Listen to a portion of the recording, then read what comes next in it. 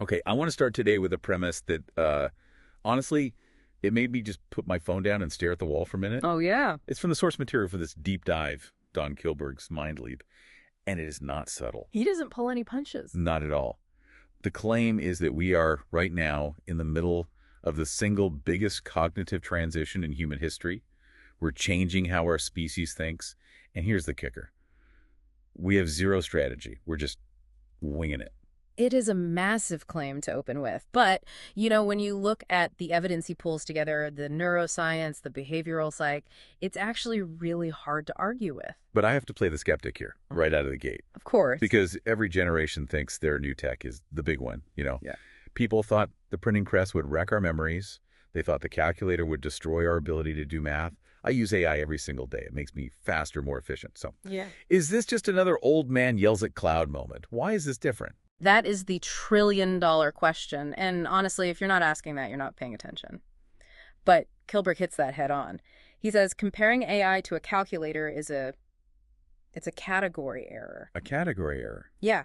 See, a calculator, it automates a process, it crunches numbers, but AI enters the space where thinking happens. It doesn't just give you an answer, it completes your thoughts, it offers you reasoning, it even, simulates empathy.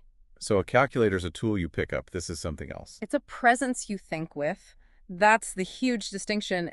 The argument in Mind Leap isn't really about the tech, it's about the psychology. We're not just using these systems, we're becoming with them. Becoming with?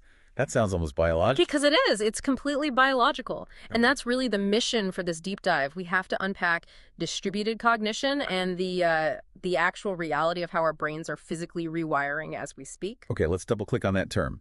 Distributed cognition. The book mentions Andy Clark's idea of natural-born cyborgs, which sounds cool, but what does it actually mean? It sounds like sci-fi, I know, but it's really simple. The idea is that thinking never happens just inside your skull.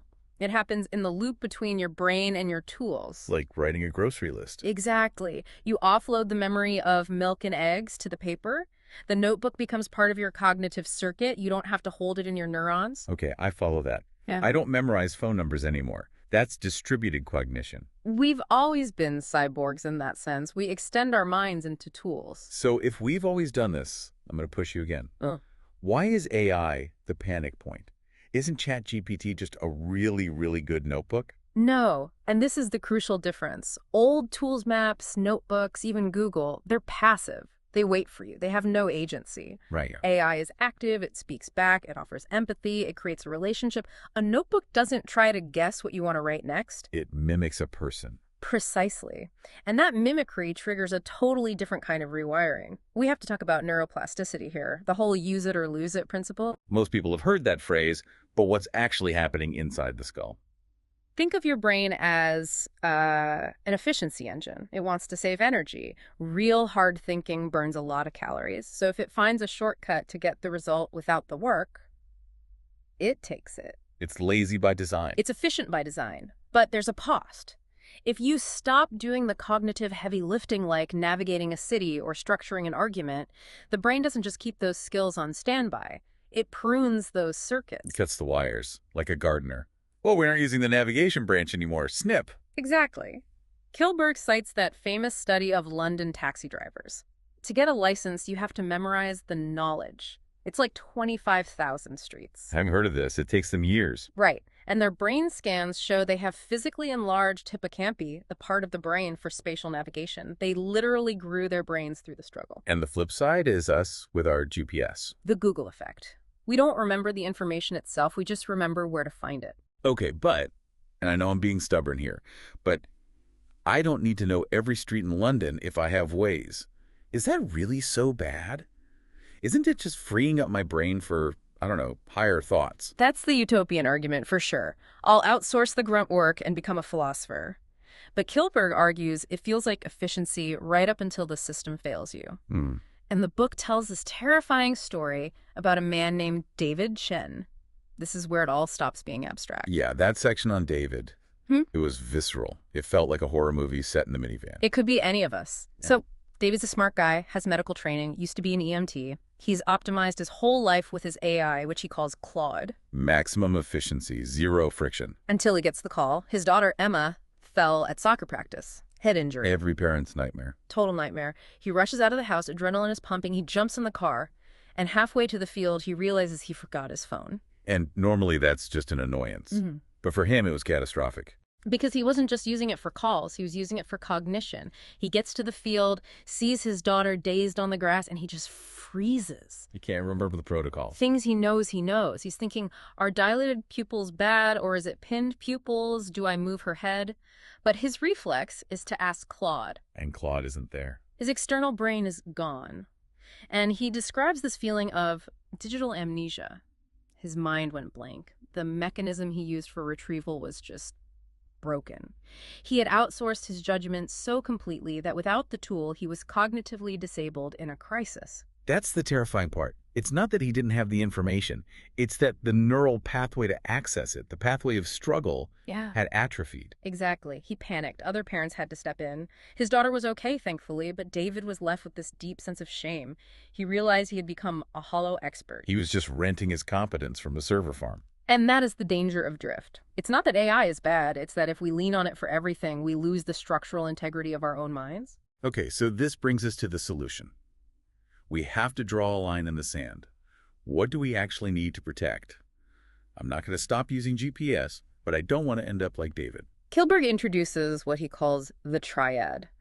3 human capacities that AI cannot, or at least shouldn't, replace, and that we can't afford to lose. Okay, let's break them down. First one is iteration. Or, as I like to think of it, the struggle. It's the ability to learn, self-correct, and be wrong. Being wrong doesn't feel like a superpower.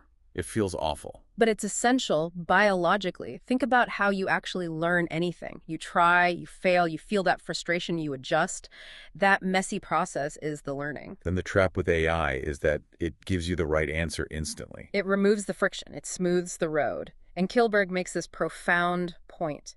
Efficiency is the enemy of development. You get the output, but you don't get the growth. I become a processor of answers, not a generator of ideas. Exactly. A middleman between the prompt and the result. Okay, that really resonates. What's the second capacity in the triad?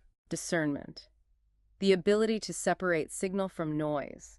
Truth from manipulation. That feels huge right now. It's about to get much harder. Kilburg focuses on a specific danger he calls synthetic empathy. Synthetic empathy. Sounds like a Black Mirror title. It goes back to our biology. We have mirror neurons. They evolved to help us connect.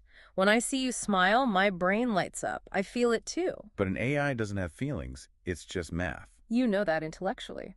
But your mirror neurons don't. When an AI uses emotive language, when it says, I understand how hard that must be for you, your biology responds as if it's a person. We're wired to attribute a mind where there isn't one. So discernment is overriding that reflex. It's saying, this thing is designed to engage me, not to care about me. Precisely. If we lose that, we become incredibly easy to manipulate, hooked on machines that tell us exactly what we want to hear. Which leads to the third one. Autonomy. Sovereignty. This feels like the big one. It is. It's knowing when to use AI and when to think for yourself. The trap here is algorithmic learned helplessness. I feel attacked by that phrase. We all should. It's when you get so used to being led that you forget how to lead. I'll admit it. I let the algorithm choose my route. I let Spotify choose my music. I let Gmail suggest replies. It's just easier. It is easier. It's seductive. But the book asks a hard question. If the algorithm chooses your entertainment, your information, and your communication, are you the architect of your own life? Or are you just a passenger? Autonomy is about using the system without being used by the system. Okay, so we have the triad: iteration, discernment, and autonomy. But here's the problem. Our brains rewire automatically. Gravity is pulling me toward dependency. How do we fight back? Do we just quit tech? No, absolutely not. This isn't about abstinence. It's about conscious partnership. And he introduces that framework, rewire. Yes, rewire. It's a tool to introduce friction back into the process. We don't have time to go through every letter, but I want to focus on the 2 most important ones you can start doing today. Give me. The I and the W. The I stands for intentionally pause. This seems to be the linchpin of the whole thing. It is. It's based on Viktor Frankl's idea that between stimulus and response, there's a space.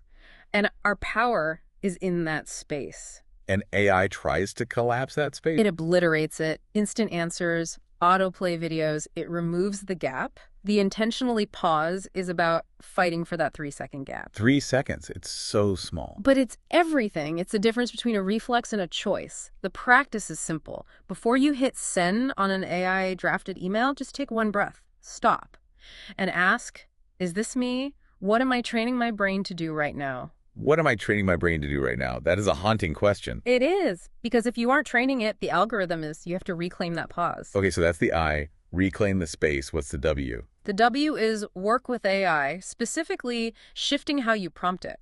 The book lays out 3 modes, and this completely changed how I use these tools. It turned them from a crutch into a gym. Okay, walk us through the modes. Mode 1 is the executor. This is how most people use it. Write this for me. Plan this trip. You treat it like a servant. And that leads to atrophy. Exactly. You're Yeah. passive. Mode 2 is the mirror. You use it to reflect your thoughts back. Here's my idea. What does it sound like I'm saying? Better, but still risky. A bit of an echo chamber risk, yeah. Hmm. But the best mode, the goal, is the challenger. I like the sound of that. In challenger mode, you explicitly ask the AI to find the holes in your logic. You say, here's my plan, tell me why it's going to fail. Or, I believe X. Give me the 3 strongest arguments against my position. Oh, I love that. So instead of letting it do the work, you're using it to make you work harder. Yes, you're inviting the friction. You're moving from being a passive consumer to an active sparring partner. That's what builds the neural circuits. So if I'm getting this right, we aren't fighting the machines. We're fighting our own tendency toward mental laziness. The path of least resistance is now, like, algorithmically paved. And it's very smooth. And it goes downhill. Climbing back up takes conscious choice. There's a moral dimension here too, right? Kilburg argues attention is the defining moral faculty of our time. Where we direct our attention is who we become. And if we zoom out, No. if we don't do this, what happens? The book goes bigger than just our personal brains. It does. Scenario A is widespread drift. Most of us just slide into dependency. And the implication for democracy is, that's terrifying. How does my lazy brain hurt democracy? Think about the triad. If citizens lose discernment, if they can't tell truth from manipulation, and they lose autonomy, if they're just governed by their feeds, then democracy can't function. It requires people who can think for themselves. That raises the stakes significantly. But there's another path. Scenario C, distributed consciousness. A good timeline. The timeline where we practice the pause. We prompt as challengers. We use these tools to become smarter, more empathetic, but it requires daily effort. It requires the mind leap. The leap is the realization that the machine learns from every single interaction. But we only learn from what we notice. If we're on autopilot, we aren't noticing. We're just data. So here's the final thought for you listening. You're probably going to interact with an algorithm within minutes of this deep dive ending. In that next interaction, ask yourself, are you a user or are you a partner? Are you letting your brain atrophy or are you rewiring it for something more? The choice is yours. The leap is yours to make. Thanks for diving deep with us. Stay conscious out there.